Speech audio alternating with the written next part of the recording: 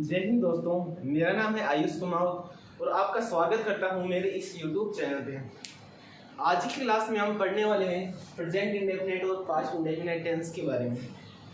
ये दो टेंस इसलिए इम्पोर्टेंट हैं क्योंकि हम बोर्ड्स एग्ज़ाम की बात करें या हम अदर कॉम्पिटिटिव एग्ज़ाम की बात करें तो ये टेंस लगभग सभी मुख्य रूप से उनको कवर करते हैं। कैसे?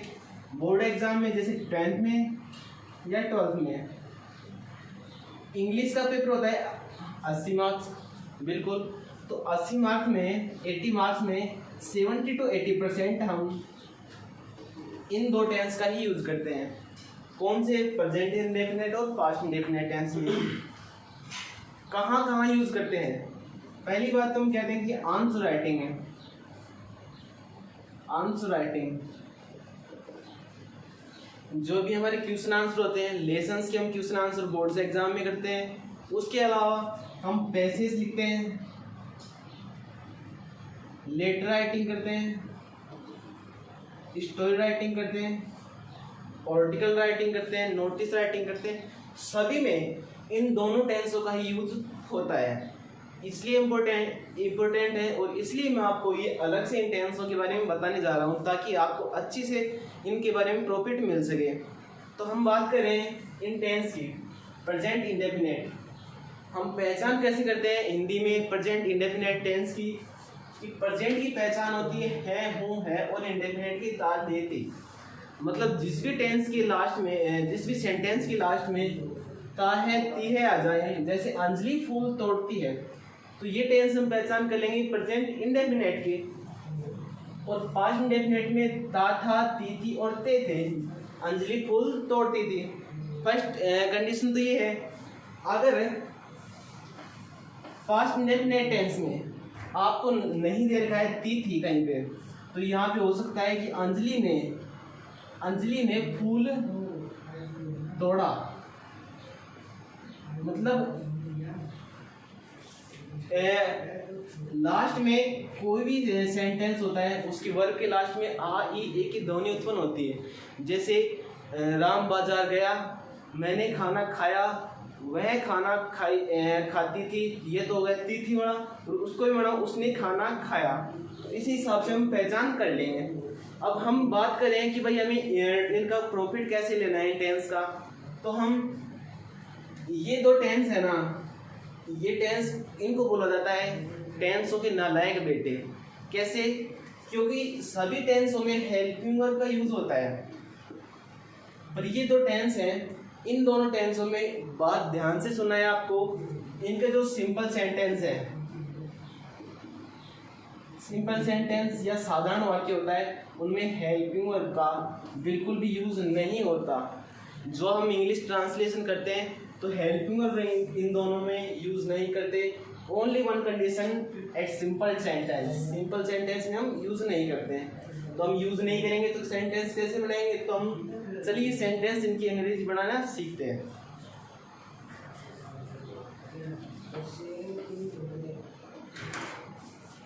सबसे पहले हमें लिखना है subject plus verb plus object, verb की फर्स्ट फॉर्म।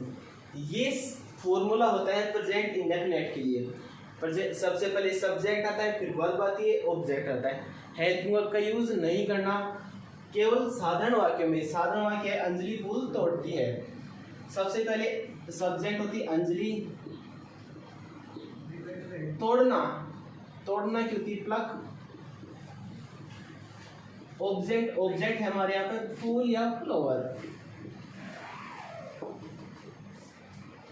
ये होता है हमारा प्रेजेंट इंडेफिनिट टेंस का साधारण वाक्य, इसके अंग्रेजी।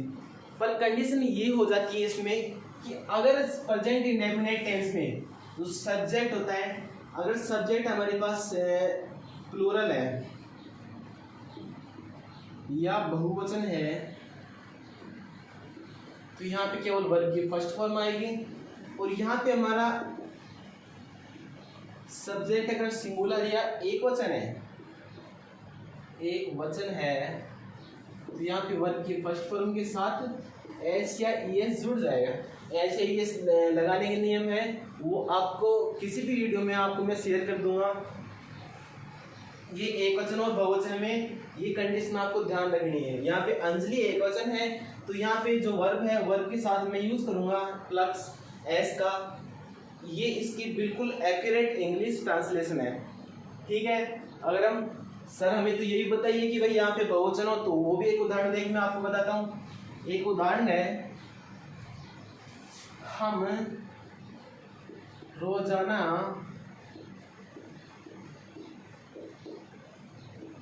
दौड़ते हैं, हम रोजाना दौड़ते हैं। यहाँ पे बहुवचन प्लूरल है, टेंस है कौन सा, प्रेजेंट इंडेफिनिट, प्लस ये सिंपल सेंटेंस है।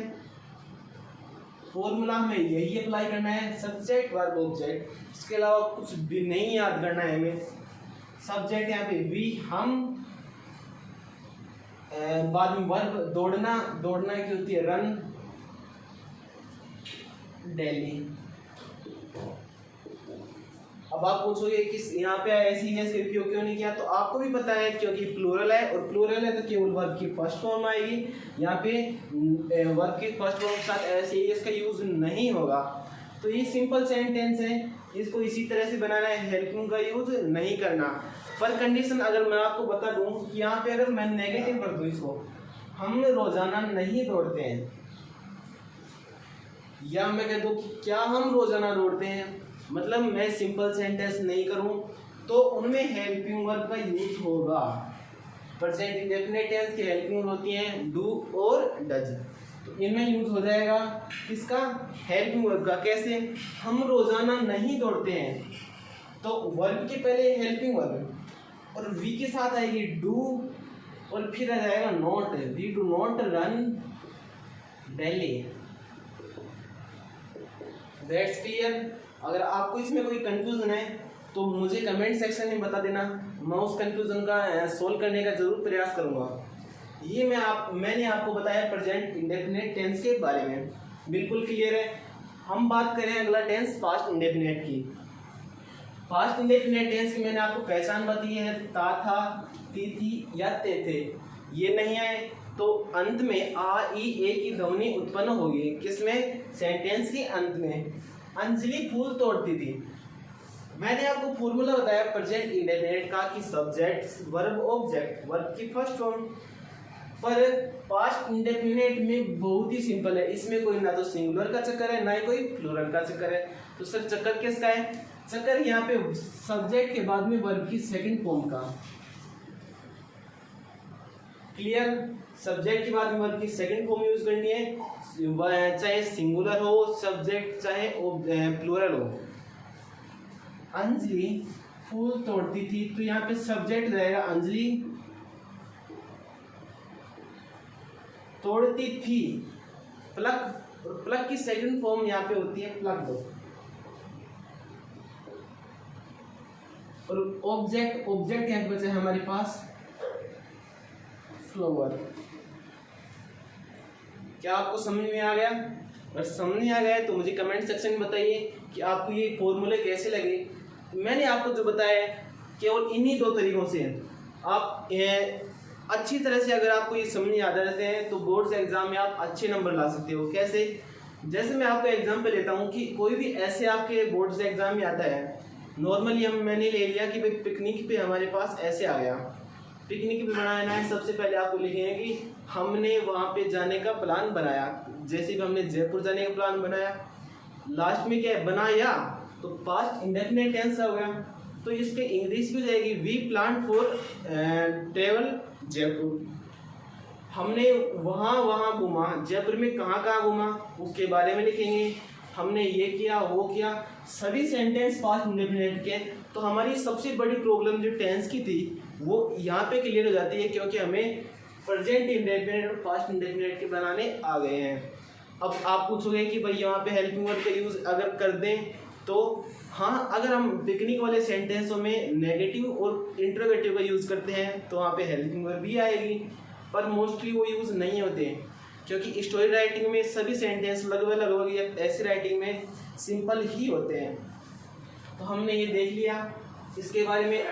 अब आप पूछोगे सर हमें इसका नेगेटिव या इंट्रोगेटिव भी सिखा दूँ, तो इंट्रोगेटिव जैसे हो जाएगा कि भाई यहाँ पे वर्ब है सेकंड फॉर्म, अगर इंट्रोगेटिव आता है ये फॉर्मूला आप लिख सकते हैं अपनी कॉपी में कि सिंपल के लिए, मतलब साधारण वाक्य के लिए।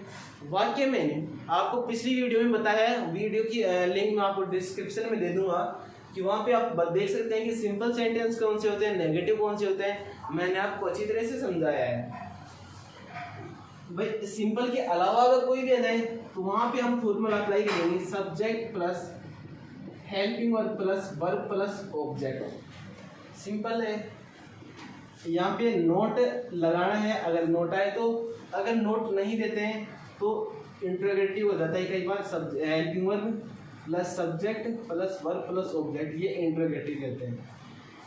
प्रेजेंट इंडेफिनिट की हेल्पिंग वर्ब होती है डिड, और मैंने यानी पास्ट इंडेफिनिट की होती है डिड, और प्रेजेंट इंडेफिनिट की मैंने आपको बताई है डू या डज।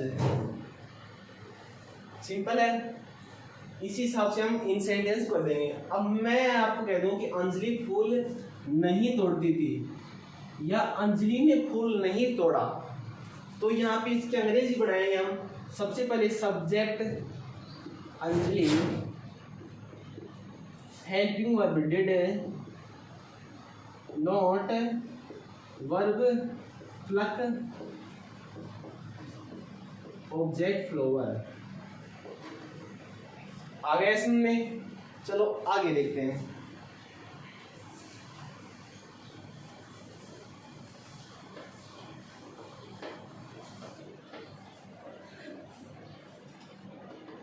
और आपको मैं एग्जांपल बता रहा हूँ, और एग्जांपल को अच्छी तरह से देख के समझते हैं। जैसे मैं एग्जांपल ले रहा हूँ, एक 10th में एक पार्ट चलता है, लेसन चलता है भोली का। भोली के बारे में मैं आपको जैसे एक क्वेश्चन आपको मैं उदाहरण के रूप में बता रहा हूँ। What was condition of Bholi in her childhood? आप घबराना नहीं है देख के भाई ये क्या क्वेश्चन आ गया ना। ये हमारे कभी 10th 12th वाले सोचें कि भाई हमारे कोर्स में नहीं है तो हम इसको क्यों देखें। मैं आपको एज ए एग्जाम्पल बता रहा हूँ। आंसर राइटिंग में हमें किस तरह प्रेजेंट इंडेफिनिट या पास्ट इंडेफिनिट का यूज करना है। सिंपल है।